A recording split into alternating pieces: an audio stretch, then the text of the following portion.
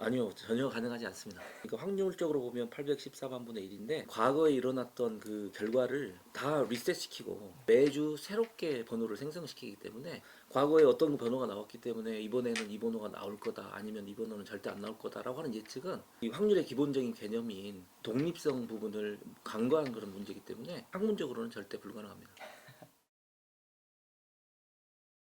제외수 사실 근거가 없는 얘기라고 저는 생각합니다. 나와야 되는 횟수의 번호가 뭐 1000번이라든지 이렇게 딱 정해져 있다면 이미 발생을 해버린 번호는 이제 앞으로 더 나올 가능성이 줄어들겠죠. 그렇다면 제외수라는 게 말이 될 수 있습니다. 하지만 번호가 나오는 횟수의 총 횟수는 1000번 이렇게 정해져 있지 않잖아요. 몇 회가 나오든 사실 우리가 진행할 때마다 상한은 정해져 있지 않습니다. 과거에 일어났던 일은 다 리셋이 되기 때문에 지난주에 혹은 이제까지 800번 이상 발생한 번호라고 해서 앞으로 자주 안 나올 거다 라고 예측하는 것은 사실은 맞지 않는 얘기입니다.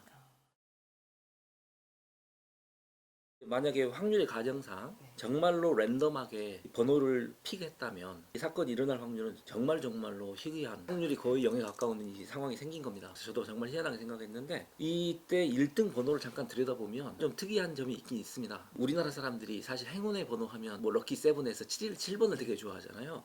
이때 1등 번호가 7번, 17번과 같이 7로 끝나는 번호가 좀 유독 많이 나오는 횟수였어요. 아, 예. 사람들이 7을 많이 선택을 하다 보니까 정말 우연히 이 회에 한해서는 좀 1등 번호 당첨자가 많이 나왔던 거죠. 하여튼 뭐 확률적으로는 정말 희귀한 사건이 있긴 있었던 거죠. 그지만 7이라는 게 많이 나왔다라고 하는 특수성을 좀 생각을 해본다면 그 확률은 그래도 좀 더 높아졌을 거라고 보여지긴 합니다.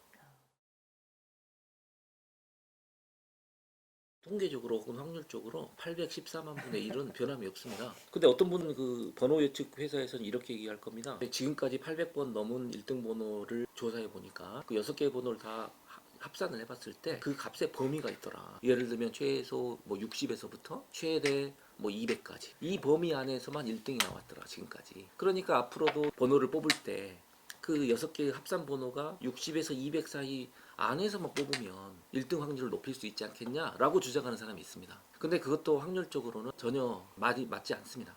이 60에서 200 사이에 1등 번호가 나왔다고 하는 사건은 지금까지 800번 정도의 로또에서는 맞는 얘기지만 앞으로도 그렇다라고 하는 것은 개런티할 수 없는 상황이거든요. 확률적으로 보면 이 앞으로는 그 범위를 벗어날 수도 있기 때문에 그런 경우에는 전혀 1등이 될 확률이 0이 되지 않습니까? 그런 부분까지 반영을 해본다면 결국은 814분의 1의 확률은 변함이 없는 겁니다.